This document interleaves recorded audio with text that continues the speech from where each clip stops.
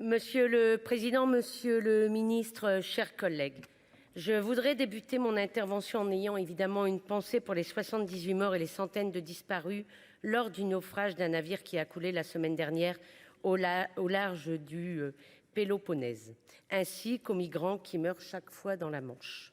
Ces drames doivent entraîner un renforcement des sanctions internationales contre les passeurs qui profitent de la détresse au mépris des vies humaines.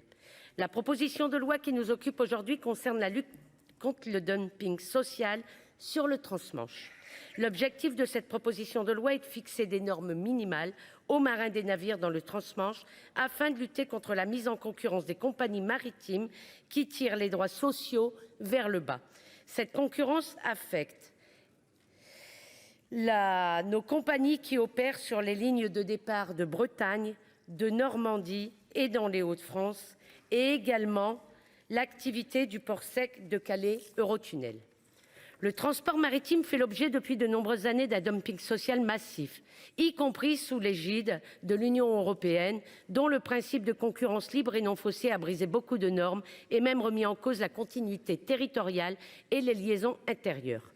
Depuis le Brexit, les compagnies les moins regardantes socialement y ont vu l'opportunité de développer des stratégies commerciales agressives afin de s'imposer sur ce marché du cabotage entre le continent et les côtes britanniques, en cassant les prix et surtout en appliquant les droits sociaux les plus réduits possibles, en ayant recours au pavillon chypriote.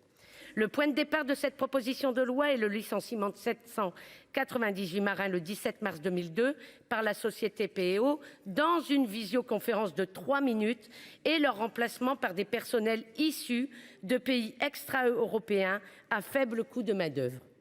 À 6 $ de l'heure, le groupe propose un salaire moitié moindre du minimum français ou britannique, avec des rythmes particulièrement intenses.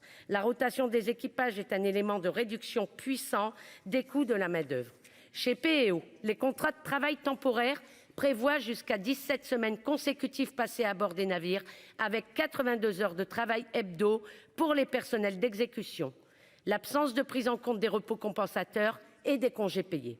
Cette situation n'est pas complètement nouvelle, puisque déjà en 2014, mon collègue Éric Bocquet avait rédigé un rapport sur le droit en soute, le dumping social dans les transports européens, qui mettait en garde sur les conséquences du dumping social dans le transport maritime et recommandait d'appliquer le critère de rattachement au droit du pays du port dans lequel les gens de mer exercent régulièrement leur activité. Le 31 janvier 2023, nos collègues communistes Sébastien Jumel et Jean-Paul Lecoq ont déposé une proposition de loi visant à lutter contre le dumping social dans le cabotage maritime transmanche qui allait plus loin que le texte proposé par le groupe Renaissance.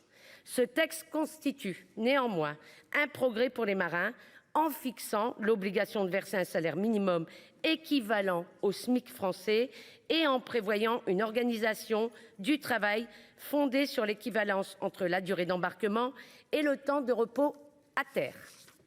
Cette proposition de loi va dans le bon sens, mais reste tout de même, il faut se le dire, au milieu du gué, sans prise en compte des rythmes de travail qui constituent un élément consubstantiel de la sécurité en mer.